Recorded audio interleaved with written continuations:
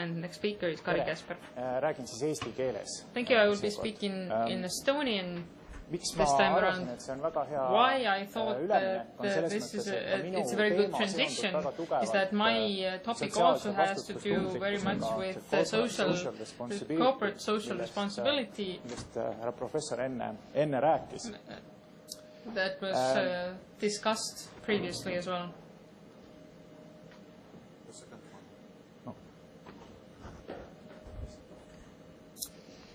Aga hästi lühidalt siis ma räägin, ma saan aru, et valmis on juba raamatud ajaga. We are also already on borrowed time. First, I would like to thank everybody for inviting me here, and I would like to bring greeting from another European Association, FIDE. I am a member of board there. Mul on ka hea meel olla ettevõtlusjuristide hulgas.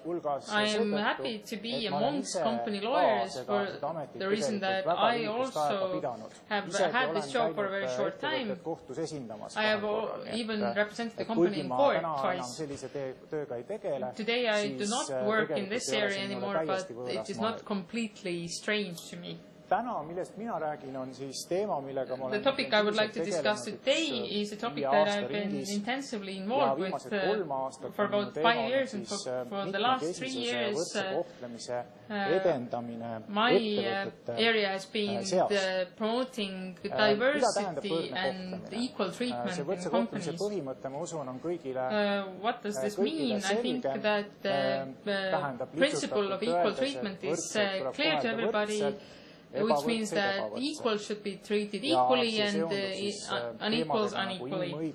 It has to do with topics like human rights, the protection of basic human rights, and everybody has to follow these principles.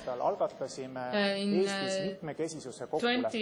2012, we started the diversity agreement in Estonia. It's a pan-European initiative. Estonia, I think, was the 12th country to join this. Companies who consider it important to promote diversity and equal treatment. You can see the company names here. I will not list them. Companies, when they sign this agreement, take the responsibility to promote equal treatment, and the pan-European network is led by the European Commission. Why this is important for company lawyers, for the companies, there are two facets to this equal treatment. First, of course, companies have the responsibility not to discriminate. And the second side is, and this is the good side,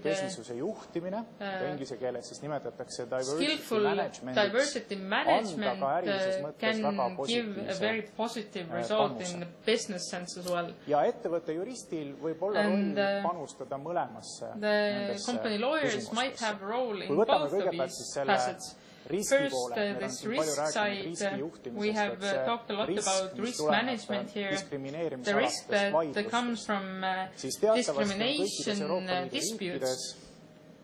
As you know, all European Union countries, there's an obligation to protect against discrimination on all kinds of different bases, and companies, this means a risk.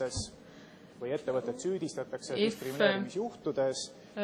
company is accused of discrimination, it might mean legal liability as well. Not many people know about these rights yet, but these laws exist, and more people are aware of their rights as well, and they also complain about discrimination, the gender discrimination issues. There are also other bases for this, disabilities, ethnic background, and other. So there is a risk that the company is sued because of unequal treatment. This person who sues might be an employee or a client. Many countries have gone further than this. There are different quota systems, for instance, that või vastasel juhul jälle on a certain quota of certain kind of people have to be recruited or there will be sanctions. And there's already a new European directive that will demand that large companies report annually how they have been promoting diversity and what is the situation with equal treatment in the company. And in addition, in discrimination disputes, there is a shared burden of proof, which means that if the alleged victim can prove